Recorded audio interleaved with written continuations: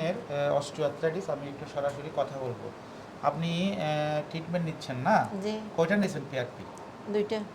PRP নেওয়ার পরে আপনার কি ব্যথাটা একটু বলবেন? গত মাসে দেওয়ার পরে একটু মানে বেড়ে গেছে ব্যথা। ওকে।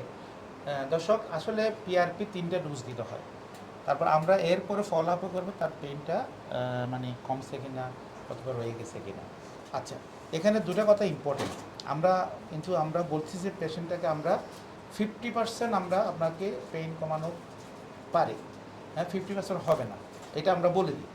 আচ্ছা, এখন যেসব পেশেন্টগুলা আমাদের এডিএলগুলা মানে না, হ্যাঁ, অথবা ওজন কমাচ্ছে না, অথবা অ্যাক্টিভিটিটা মানে স্পোর্টসম্যান খেলতেছে, তাহলে ওরা কখনো পিআরপি দিয়ে বা স্টেরয়েড দিয়ে কখনো বেনিফিট পাবে না।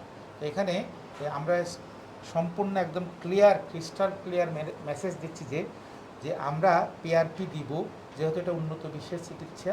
পিআরপি দিলে 60 বা 50% ইমপ্রুভ হবে, আবার কিছু কিছু ইমপ্রুভ হবে না, কারণ ওরা আমাদের যে এরিয়ালগুলো না মানে। তখন আমরা আমাদের নির এরিয়াল মানতে হবে, অ্যাক্সেস করতে হবে এবং ওজন কমাতে হবে। তাহলে আমরা একটা মোটামুটি 80-90% পেইন আমরা কন্ট্রোল করতে পারবো। আজকে এটুকু।